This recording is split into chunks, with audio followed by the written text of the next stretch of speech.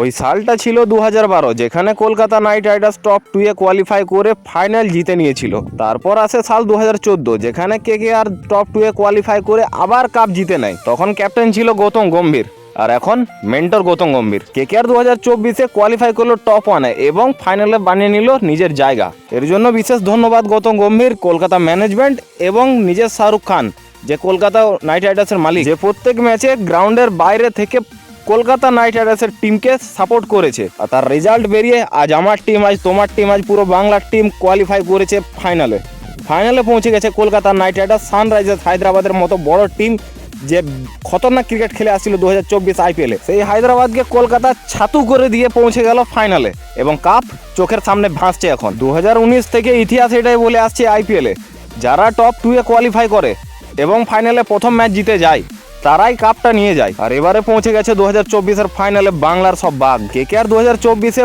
বল হাতে ব্যাট হাতে নিয়ে এসেছে প্রলয়, আর সেই প্রলয়ের প্রভাবে ধ্বংস হয়ে গেছে আইপিএলের প্রত্যেকটা টিম, যারা 2024-এর সামনে এসেছে কলকাতা নাইট রাইডার্সের কাছে। তো বন্ধুরা, তোমাদের কাছে একটা ছোট রিকোয়েস্ট, যদি চ্যানেলে নতুন হয়ে থাকো তো চ্যানেলটিকে প্লিজ একটা সাবস্ক্রাইব আর একটা লাইক করে দিও, আর জড়িত থাকো চ্যানেলের সাথে। ফিরে আসি টপিকের উপরে। হায়দ্রাবাদের ক্যাপ্টেন প্যাট কামিন্স, সেই প্যাট কামিন্স যে 2023 ওয়ার্ল্ড কাপে 2023-এর বিশ্বকাপে ভারতকে হারিয়ে প্রচুর খিল্লি উড়িয়েছিল ভারতকে নিয়ে, সেই প্যাট কামিন্সের মুখে আজ শোনা গেল যে ক্রিকেটে এরকম সিচুয়েশন তো আপ ডাউন হতে থাকে, আর একজন ক্রিকেটারকে সেটা মেনে নিতে হয়। সিচুয়েশন কখনো নিজের কন্ট্রোলে থাকে না। সেই প্যাট কামিন্স যে অস্ট্রেলিয়া হয়ে ভারতকে খিল্লি উড়িয়েছিল, সেই প্যাট কামিন্সকে মুখের উপর জুতো মেরে ঝামা ঘষে দিয়ে জবাব দিল কেকেআরের টিম। কোনো অ্যাঙ্গেলে হায়দ্রাবাদের মধ্যে ম্যাচটা ছিলই না। কলকাতা প্রথম থেকে ডমিনেট করেছে শেষ ওভার পর্যন্ত।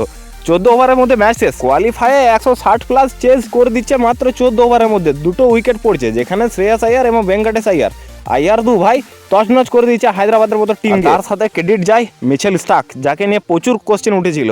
তো মিচেল স্টার্ক নিজেকে প্রমাণ করে দিল কোয়ালিফায়ে, যে দেখালো যে বড় প্লেয়ার বড় জায়গায় কাজে লাগে। তো মিচেল স্টার্ক দুর্দান্ত পারফর্ম করেছে কোয়ালিফায়ে, নিজের যোগ্যতা এবং দক্ষতা যথেষ্ট পরিমাণে দেখিয়েছে। প্রথম ওভারে হেডকে আউট, হেডের রেকর্ড আর স্টার্কের রেকর্ড বলে আসছে 2015 থেকে হেড যতবার স্টার্কের সামনে এসছে হেড ততবার মিডল স্টাম্প উড়িয়ে দিয়েছে। তো এই গেল ওভারঅল, যেখানে কলকাতা জিতে আছে। শুধু জিতেছে সেটা না, চেন্নাইয়ে বসে আছে ফাইনাল খেলার জন্য। তো এবার কে কোয়ালিফাই করে আসছে কলকাতার সামনে, নাকি আবার হায়দ্রাবাদ আসছে, তো দেখা যাক কি হয়। ততক্ষণের জন্য ভিডিও ভালো থেকে লাগলে বন্ধুরা একটা সাবস্ক্রাইব করে দিও।